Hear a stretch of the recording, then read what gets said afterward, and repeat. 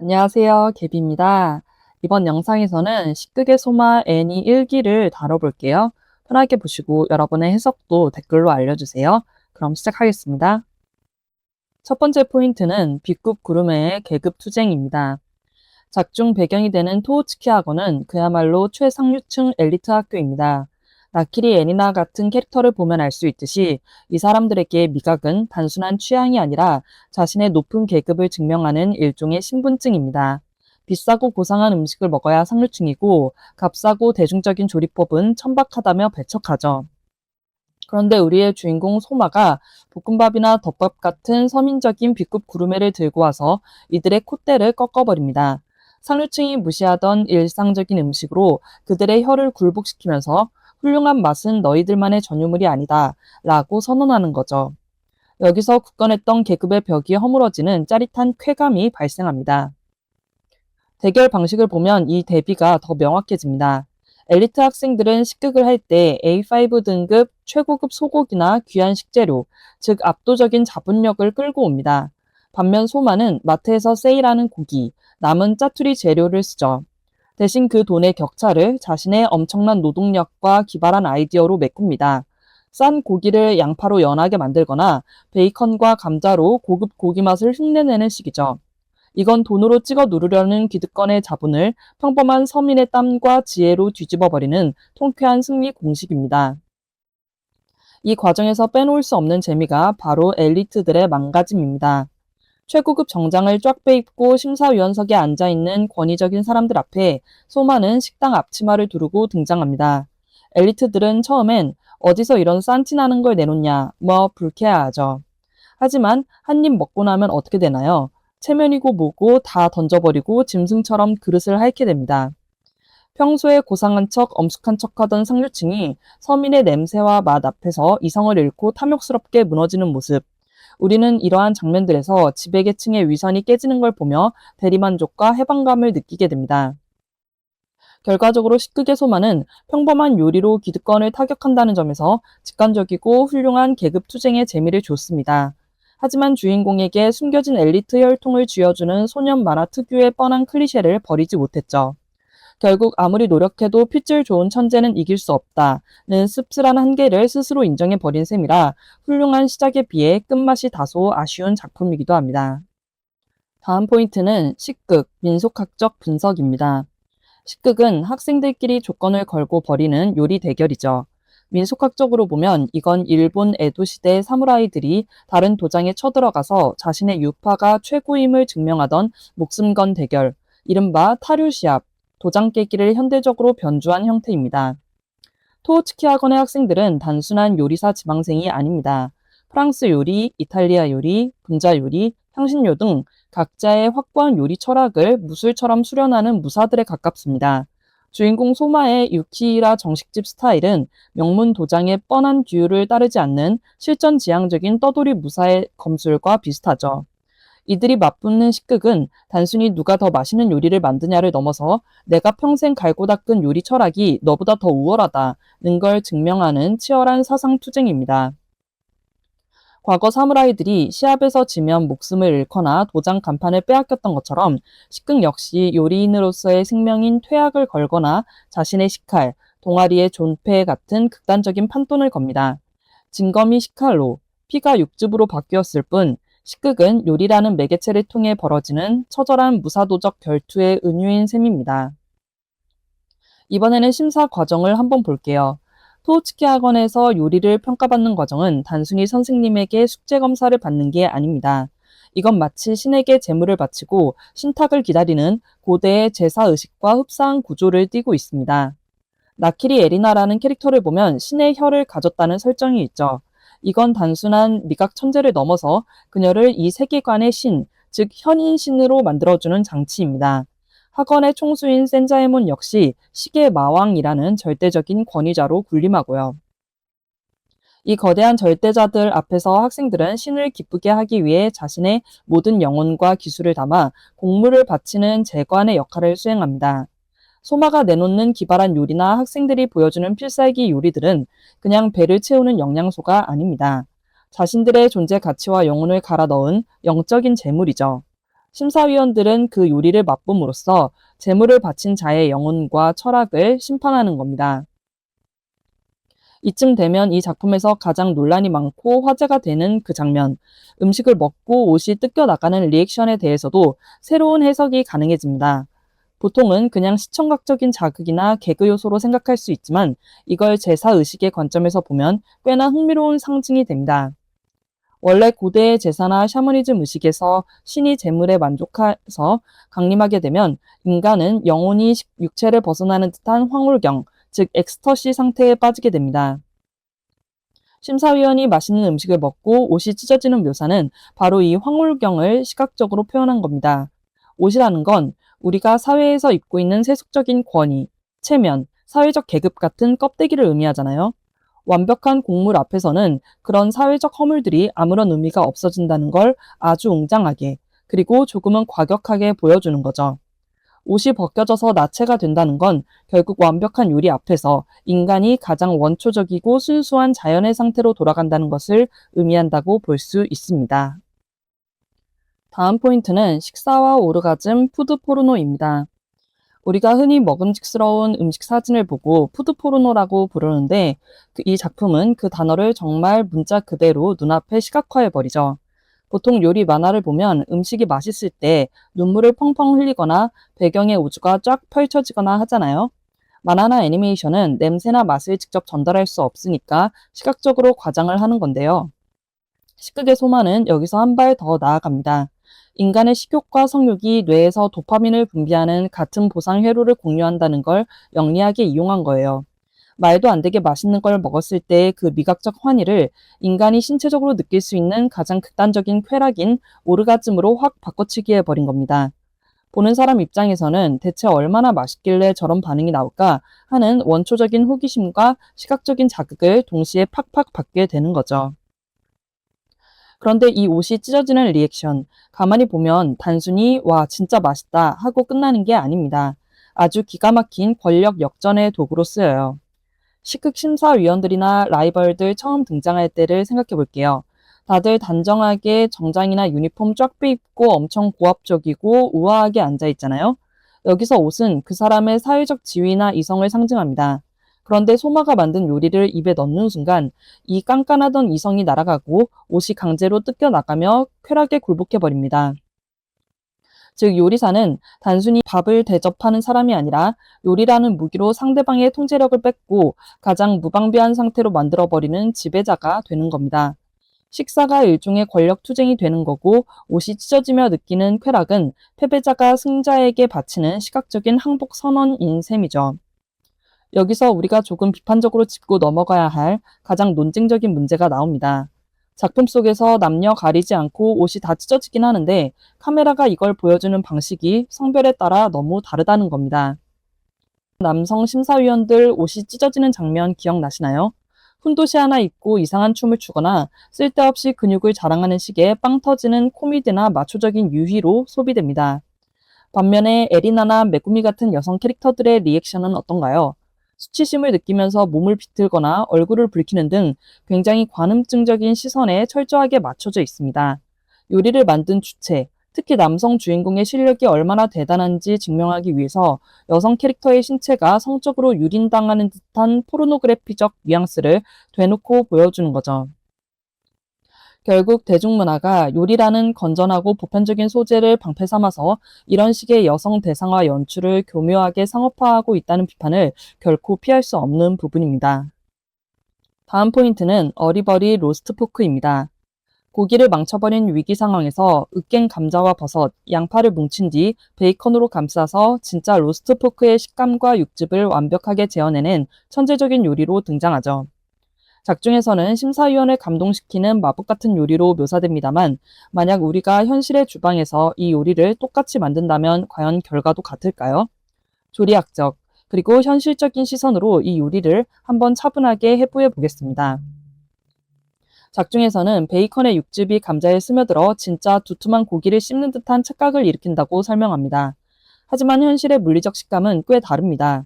우리가 진짜 로스트 포크를 씹을 때 느끼는 만족감은 고기 특유의 질긴 근섬유 조직이 치아에 의해 끊어지면서 발생합니다. 반면에 으깬 감자는 전분질의 집합체죠. 아무리 버섯과 양파를 썰어 넣어 질감을 보충했더라도 치아에 닿는 순간 속절없이 부드럽게 무너져 내립니다. 현실에서 이 요리를 베어 물면 뇌는 0.1초 만에 이건 고기가 아니라 베이컨을 두른 고로케 혹은 매쉬드 포테이토구나 라고 알아차리게 됩니다. 조리 과정에 물리적 한계도 있습니다. 겉에 두툼한 베이컨을 바삭하게 익히려면 고온의 열이 필요한데요. 꽉 찬 감자가 수분을 머금고 있어서 열을 막는 단열재 역할을 해버립니다. 겉이 바삭하게 익을 때쯤이면 내부 감자가 팽창해서 베이컨 틈새로 터져 나오거나 반대로 감자의 수분 때문에 안쪽 베이컨은 제대로 구워지지 않고 물컹물컹해질 확률이 높습니다. 이 요리가 현실에서 실제로 맛있게 느껴진다면 그건 감자가 고기로 완벽하게 변신했기 때문이 아닙니다.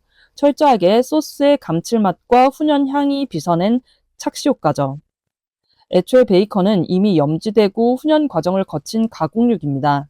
신선한 돼지고기를 오븐에 구웠을 때 나는 순수한 로스트 포크의 고소한 육향과는 화학적으로 풍미가 전혀 다릅니다. 게다가 작중에서 소마가 레드와인, 버터, 간장을 졸여서 소스를 만드는데 현실적으로 이 요리의 고기다운 풍미는 90% 이상 이 소스에서 나옵니다.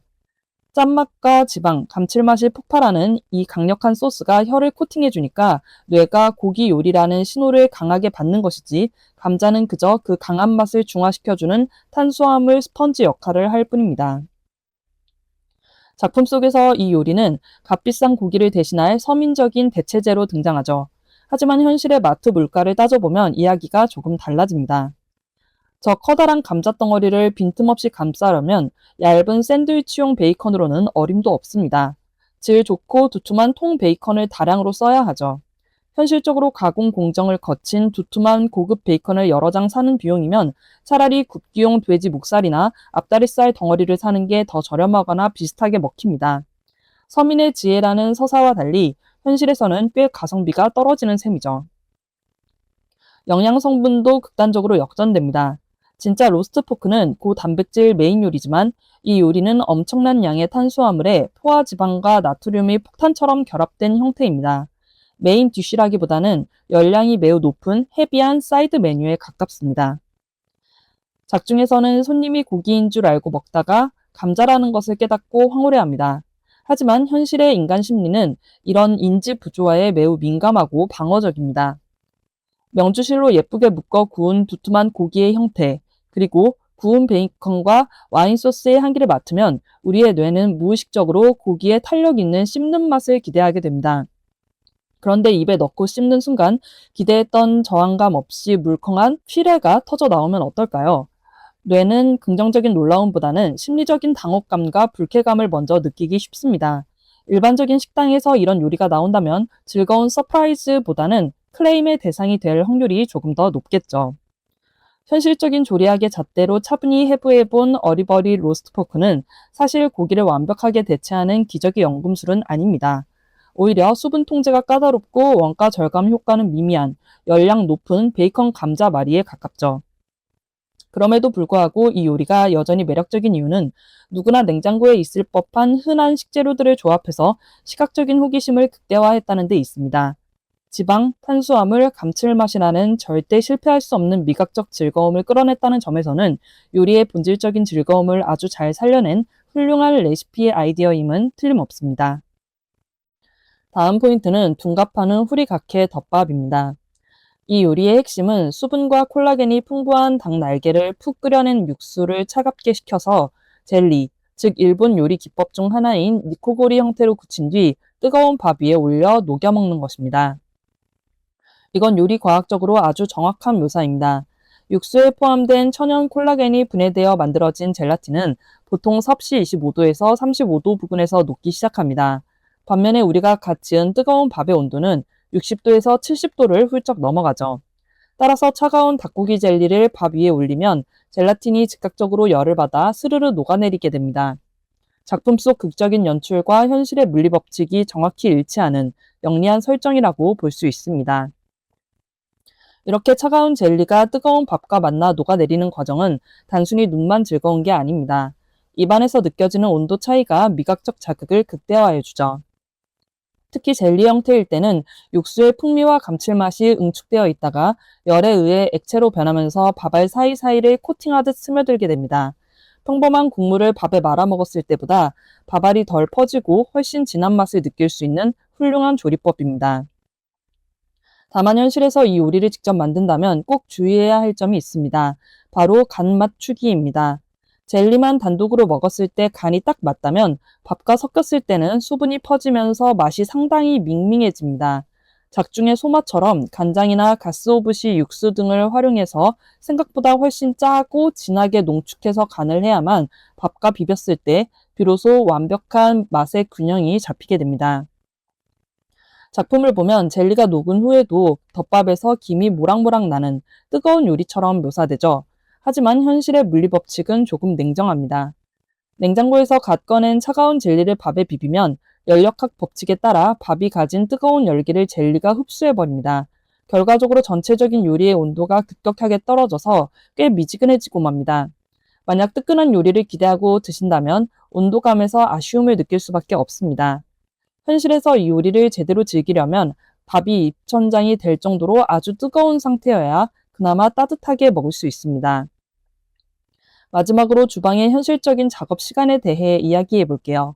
만화를 보면 소마가 위기 상황에서 번뜩이는 재치로 짧은 시간 안에 뚝딱 만들어내는 것처럼 보입니다. 하지만 실제 식당 주방의 관점에서는 굉장히 손이 많이 가고 시간이 오래 걸리는 요리입니다.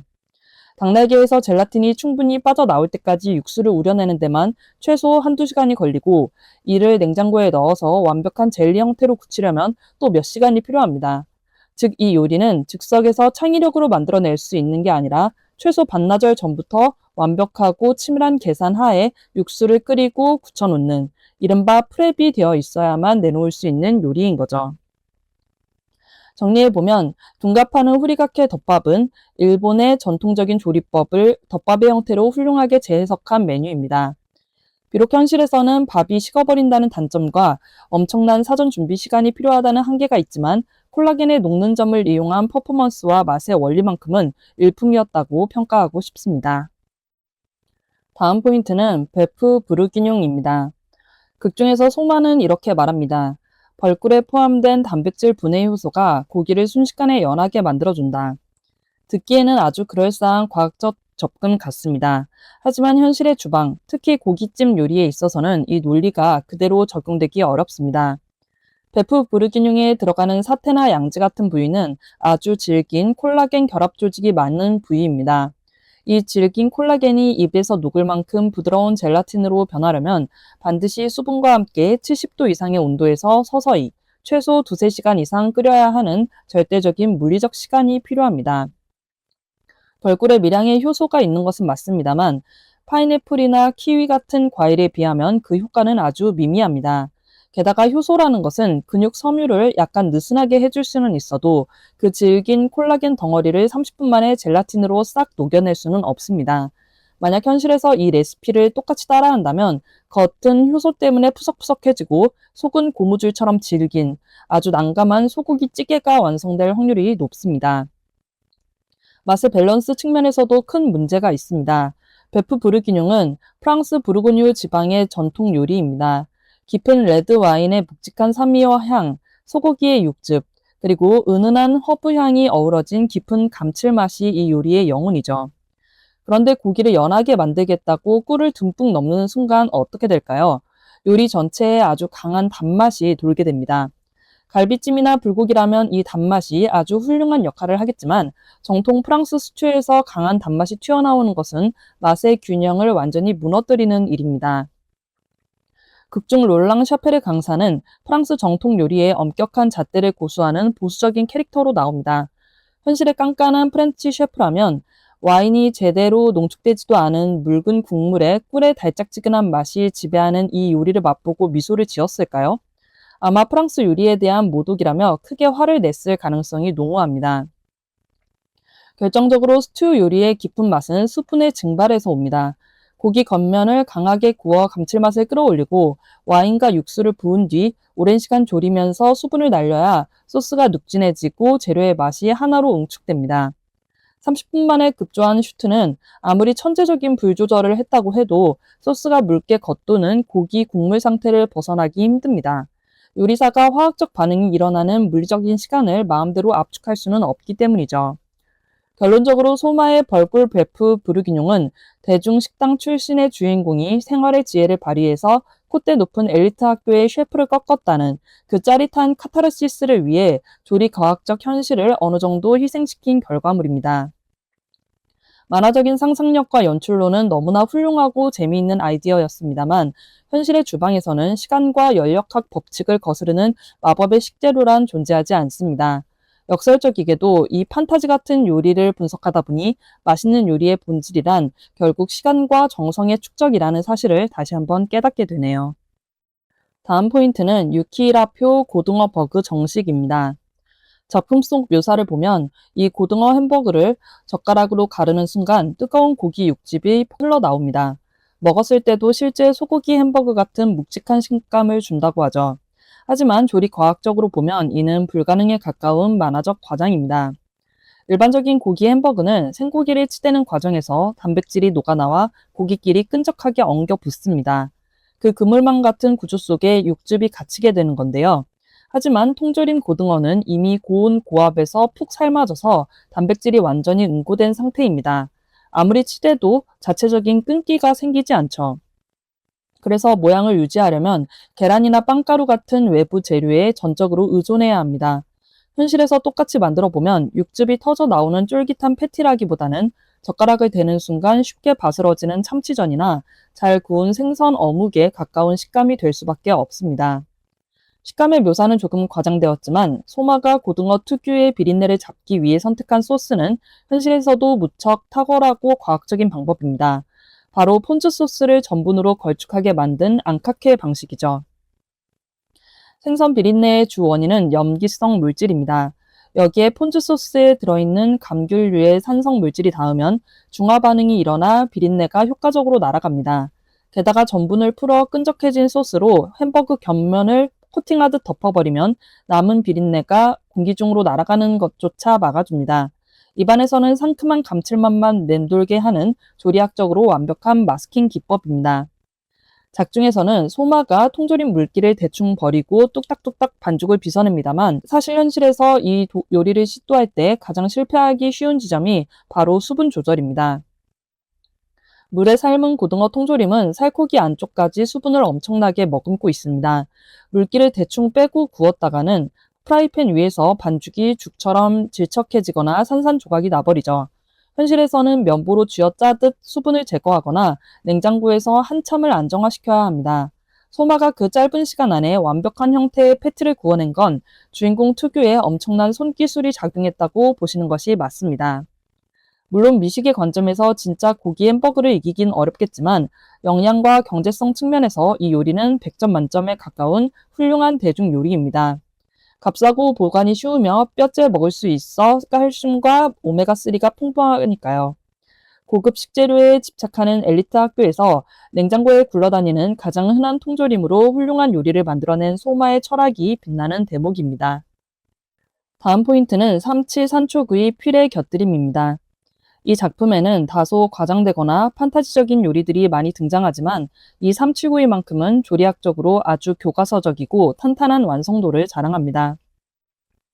첫 번째 장점은 바로 제철 식재료를 완벽하게 이해하고 활용했다는 점입니다.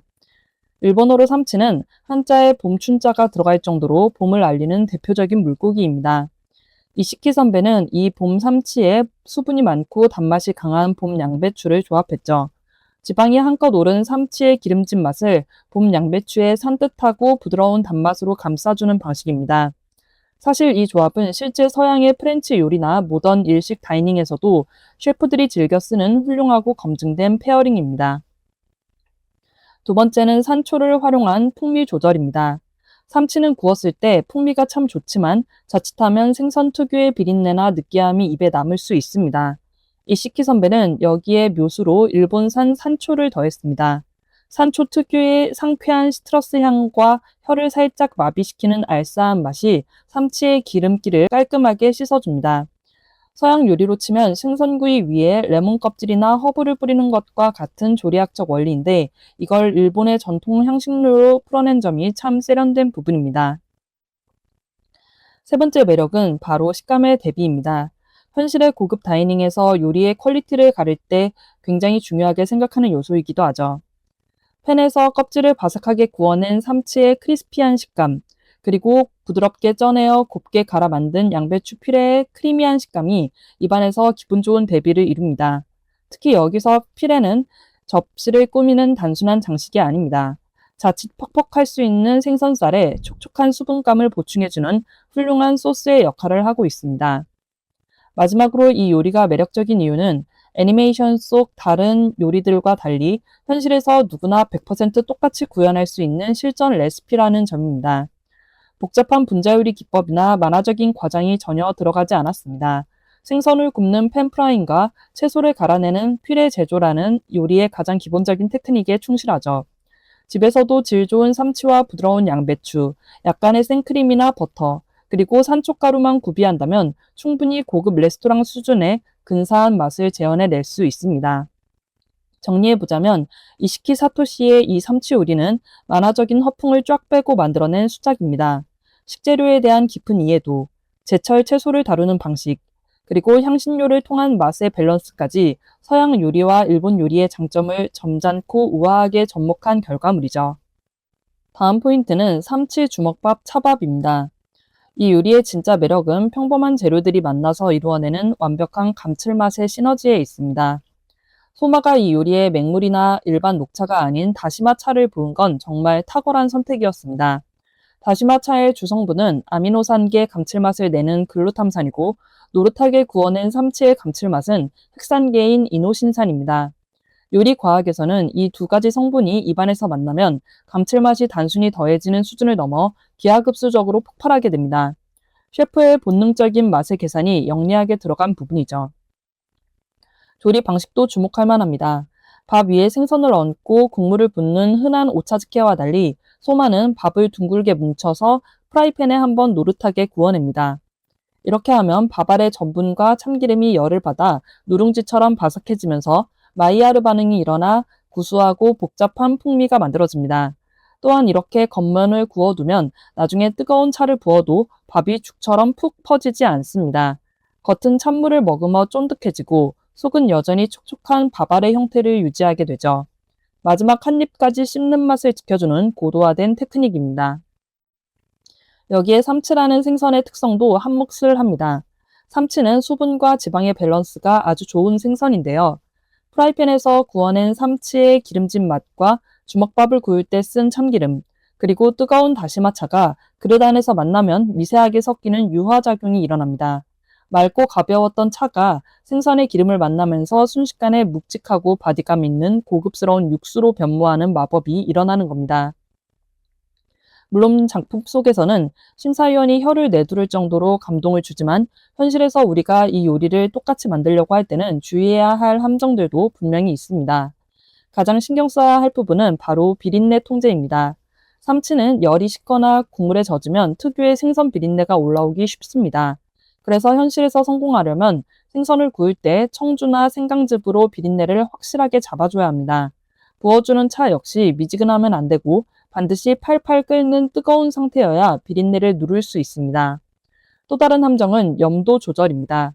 다시마 차 자체에 이미 짭짤하게 간이 되어 있고 주먹밥과 생선 구이에도 소금간이 들어갑니다. 작중 모습처럼 눈대중으로 톡톡 만들다가는 자칫 소태처럼 짜서 먹기 힘든 요리가 될 수 있습니다. 각 재료의 짠 맛을 아주 정밀하게 계산해야 밸런스가 맞는 은근히 까다로운 요리입니다. 이 요리는 기숙사 주방에 남아있던 자투리 식재료만 가지고 고급 프렌치 요리에서나 볼 법한 섬세한 식감의 대비와 맛의 시너지를 서민적인 방식으로 멋지게 구현해냈습니다. 비싼 식재료나 화려한 주방 장비가 없어도 요리사의 응용력과 아이디어만 있다면 기득권의 까다로운 입맛을 충분히 만족시킬 수 있다는 당찬 선언처럼 느껴지기도 합니다. 다음 포인트는 유키히라 스타일 샬리아핀 스테이크 덮밥입니다. 값싼 고기로 어떻게 최고급 와규를 이길 수 있었는지 이 요리 속에 숨겨진 디테일들을 하나씩 살펴보겠습니다. 첫 번째 포인트는 질기고 저렴한 고기를 부드럽게 만들기 위해 다진 양파에 고기를 재워두는 과정입니다. 이는 현실 주방에서도 널리 쓰이는 훌륭한 조리 과학입니다. 양파 안에는 프로테아제라는 단백질 분해 효소가 들어있어서 고기의 질긴 근육 섬유를 화학적으로 끊어내어 연하게 만들어줍니다. 다만 한 가지 현실적인 차이점이 있다면 시간입니다. 애니메이션에서는 다진 양파를 덮고 비교적 짧은 시간 안에 고기가 극적으로 부드러워진 것처럼 연출되지만 실제 주방에서 싼 고기를 스테이크용으로 부드럽게 만들려면 양파즙에 최소 30분에서 1시간 이상은 충분히 재워두어야 확실한 효과를 기대할 수 있습니다. 소마는 고기를 양파에 재우기 전 표면에 바둑판 모양으로 촘촘하게 칼집을 냅니다. 이것은 고기의 근막과 힘줄을 직접 끊어버리는 물리적인 연욕 작용으로 씹는 식감을 개선해주는 정석적인 테크닉입니다. 뿐만 아니라 이렇게 칼집을 내면 고기의 표면적이 넓어져서 고기를 구울 때 감칠맛이 폭발하는 마이야르 반응의 면적이 극대화됩니다. 덮밥이라는 요리의 특성상 밥과 고기가 따로 놓이지 않게 하는 것이 중요한데 칼집 사이사이로 소스가 깊숙하게 배어들게 만든 영리하고 현실적인 선택이었습니다. 이 요리의 가장 핵심적인 비법이자 덮밥이라는 장르의 한계를 극복하게 해준 미식적 설계는 바로 밥과 소스에 다져 넣은 우메보시입니다. 기본적으로 샬리아핀 스테이크는 고기를 굽고 수많은 양파를 버터에 볶아 올리기 때문에 필연적으로 기름지고 느끼해질 수밖에 없습니다. 상대방이었던 이쿠미의 고기덮밥이 심사위원들에게 결국 느끼함으로 몰렸던 것과 같은 이치죠. 이때 우메보시가 가진 강렬한 산미, 즉 신맛이 버터와 소고기 지방의 느끼함을 깔끔하게 씻어주는 역할을 합니다. 산미는 우리 입안의 침샘을 자극하여 식욕을 계속 도우기 때문에 양이 많은 덮밥을 끝까지 물리지 않고 먹게 만듭니다. 이는 프렌치 요리에서 기름진 스테이크에 산미가 있는 레드와인 조림 소스나 발사믹을 곁들이는 것과 같은 원리의 고급 기술입니다. 결과적으로 두 사람의 요리는 덮밥에 대한 이해도에서 승패가 갈렸습니다. 이쿠미의 요리가 단순히 맨밥 위에 고급 스테이크를 얹어놓은 정식 수준에 불과했다면 소마의 샬리아핀 스테이크는 밥, 소스, 고기, 양파가 한 그릇 안에서 비벼지며 완벽한 조화를 이루는 진정한 덮밥이었습니다. 버터에 볶은 양파의 기분 좋은 단맛, 적포도주와 간장이 섞인 묵직한 감칠맛, 우메보시의 기분 좋은 산미, 그리고 부드러워진 소고기의 육즙이 쌀밥의 전분과 만나 끈적하게 어우러지는 이 구조는 현실의 덮밥 전문점에서 당장 내놓아도 손색이 없을 만큼 완성도가 높습니다. 다음 포인트는 유키이라 스타일 곤들메기 오카키아게입니다.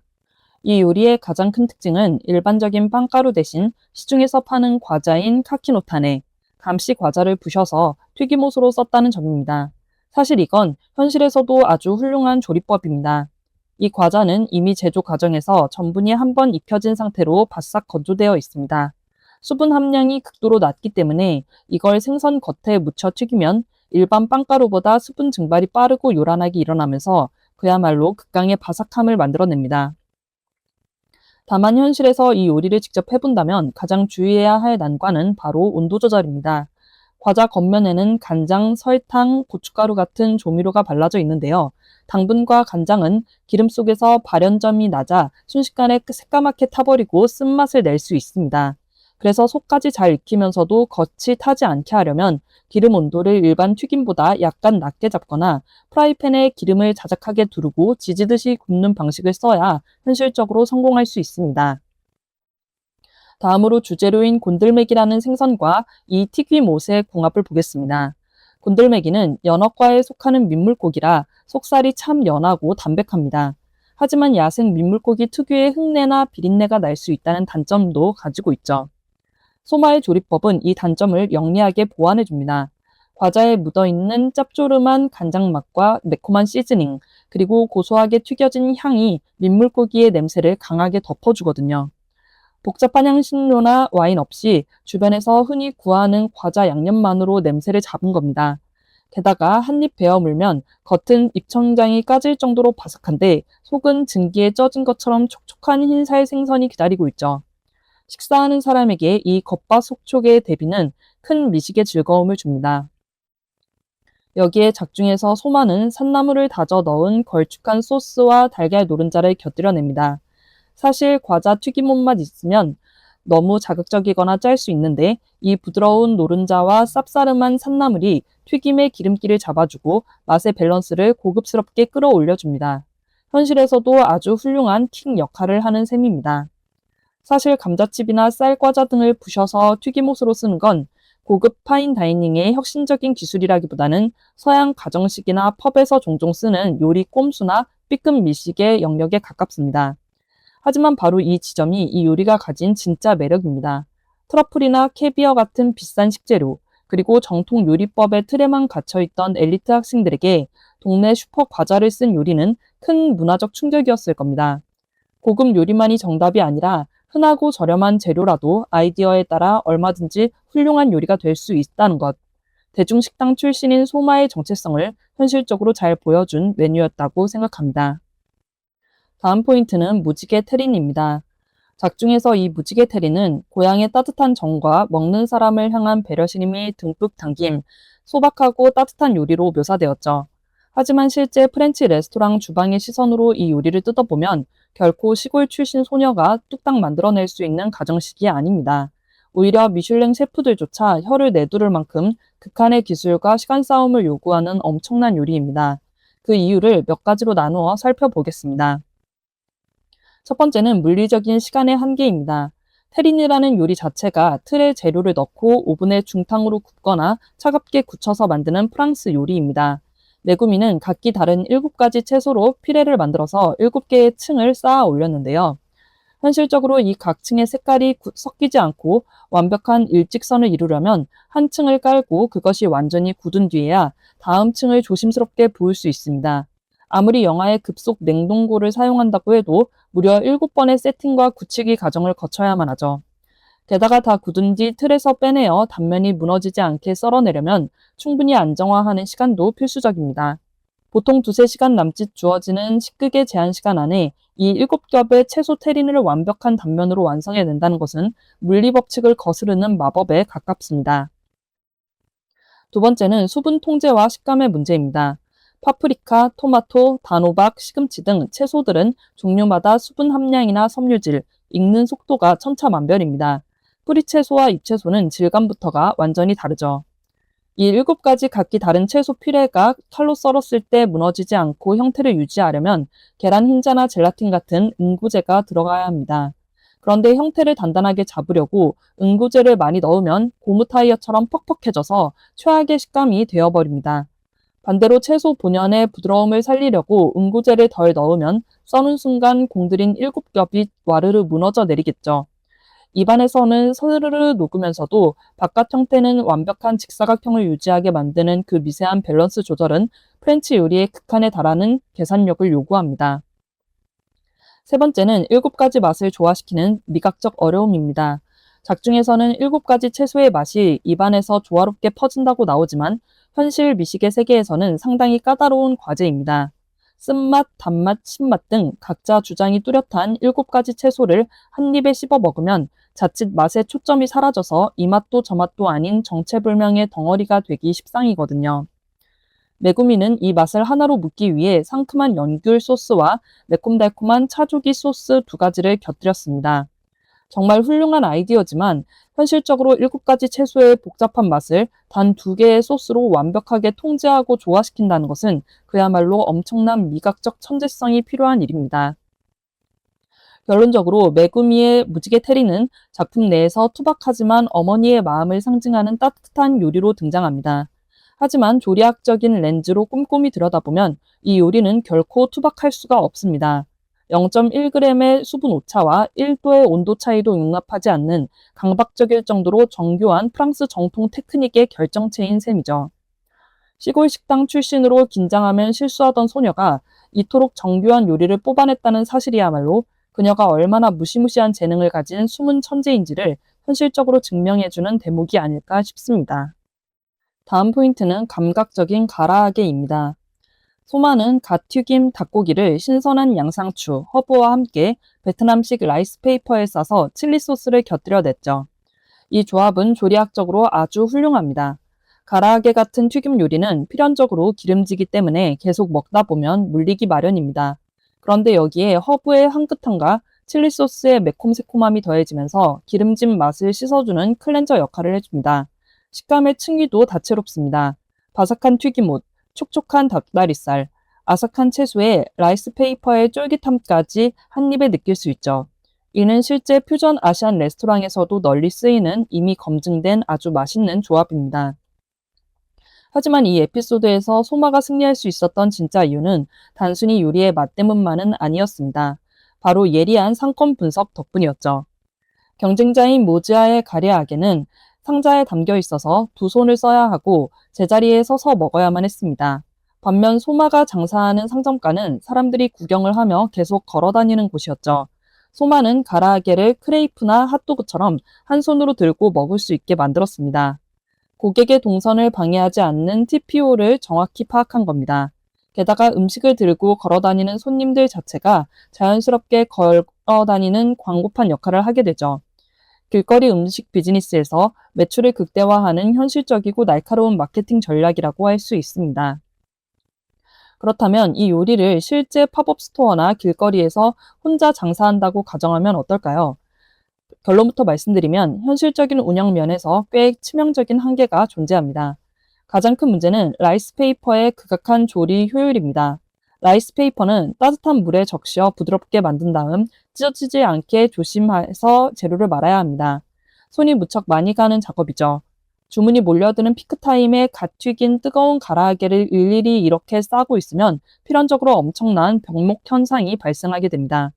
더 큰 문제는 온도와 수분의 충돌입니다. 갓 튀긴 뜨거운 튀김을 라이스 페이퍼로 밀폐해버리면 어떻게 될까요? 안에서 뜨거운 김이 빠져나오지 못해서 튀김옷이 순식간에 눅눅해집니다. 작중처럼 바삭한 식감을 유지하려면 완성되고 바로 먹어야만 합니다. 테이크아웃이나 포장용으로는 그다지 적합하지 않은 메뉴가 되어버리는 것이죠. 정리해보면 소마의 가라아게 롤은 조리학적인 맛의 밸런스와 길거리 상권의 소비자 심리를 정확하게 꿰뚫은 똑똑한 메뉴입니다.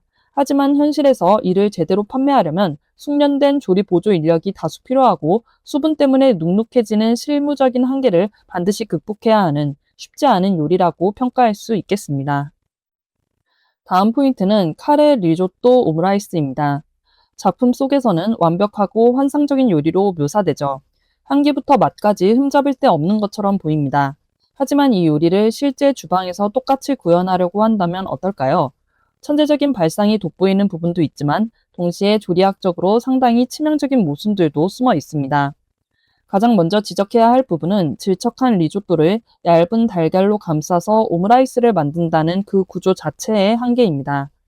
보통 우리가 아는 오므라이스 안에는 기름에 잘 코팅된 수분이 적고 고슬고슬한 볶음밥이 들어갑니다. 그래야 겉을 감싸고 있는 부드러운 반숙 달걀 지단이 눅눅해지지 않고 본래의 형태를 예쁘게 유지할 수 있기 때문이죠. 반면에 리조또는 쌀의 전분을 이끌어내서 육수와 섞어 만드는 본질적으로 수분이 많고 크리미한 요리입니다. 현실에서 이렇게 뜨겁고 수분이 가득한 리조또를 얇은 달걀로 감싸게 되면 달걀이 그 수분을 다 흡수해서 금방 질겨지거나 찢어져 버리기 쉽습니다. 운 좋게 모양을 잡는다고 해도 입에 넣었을 때 문제가 됩니다. 질척한 밥에 부드러운 달걀이 더해지니 씹는 맛이 전혀 없이 그저 뭉개지기만 하는 식감이 될 확률이 높습니다. 미식에서 중요한 요소인 식감의 대비가 사라져버리는 거죠. 이 요리가 가진 조리학적으로 가장 훌륭한 성취는 바로 달걀 지단을 향을 가두는 덮개로 사용했다는 점입니다. 카레에 들어가는 큐민이나 코리앤더 같은 향신료들은 열을 가하면 공기 중으로 아주 빠르게 날아가 버리는 성질이 있습니다. 소마는 완성된 뜨거운 카레 리조또를 달걀로 빈틈없이 감싸서 밖으로 날아갈 뻔한 그 폭발적인 스파이스의 향을 달걀 안에 가두어 두었습니다. 심사위원이 숟가락으로 달걀의 배를 가르는 순간 갇혀있던 뜨거운 증기가 응축된 카레향과 함께 한꺼번에 뿜어져 나오게 되죠. 이는 고급 다이닝 레스토랑에서 손님이 식사하기 직전까지 후각적 정보를 차단했다가 결정적인 순간에 열어서 미각을 극대화하는 고도화되고 현실적인 감각 통제 기술입니다. 여기에 활용 정점으로 소마는 오므라이스 위에 굴소스와 꿀을 졸인 소스를 곁들입니다. 이 조합은 미식학적으로 보았을 때 완벽에 가까운 밸런스라고 할 수 있습니다. 본래 일본식 카레와 사과는 아주 훌륭한 궁합을 자랑합니다. 여기에 굴소스가 들어간 것은 정말 신의 한 수인데요. 굴소스 특유의 바다향과 묵직한 감칠맛이 자칫 가벼워질 수 있는 카레의 매콤함과 사과의 산미를 탄탄하게 받쳐줍니다. 또한 꿀의 끈적하고 깊은 단맛은 카레의 강한 스파이스를 부드럽게 코팅해줍니다. 혀끝에서는 달콤함이 먼저 느껴지고 씹을수록 매콤한 자극이 올라오며 목으로 넘길 때는 고기 육수와 굴소스의 깊은 감칠맛이 남게 되죠. 기승전결이 완벽하게 짜인 풍미의 설계입니다. 정리해 보겠습니다. 소마의 카레 리조또 오므라이스는 달걀로 향을 가두는 테크닉이나 과일과 카레, 굴소스를 배합하는 맛의 설계면에서 실제 미슐랭 레스토랑에서도 차용할 법한 훌륭한 논리를 갖추고 있습니다. 하지만 수분이 많은 리조또를 달걀로 감쌀 때 일어나는 식감의 문제와 같은 현실 주방에서 마주할 뚜렷한 장벽도 존재합니다. 만화적 상상력의 경이로움과 조리 과학의 현실이 아주 아슬아슬하게 줄타기를 하고 있는 무척 매력적이고 도전적인 레시피라고 평가할 수 있겠네요. 이번 분석은 여기까지입니다. 끝까지 들어주셔서 정말 감사합니다. 다음 영상에서 또 봐요.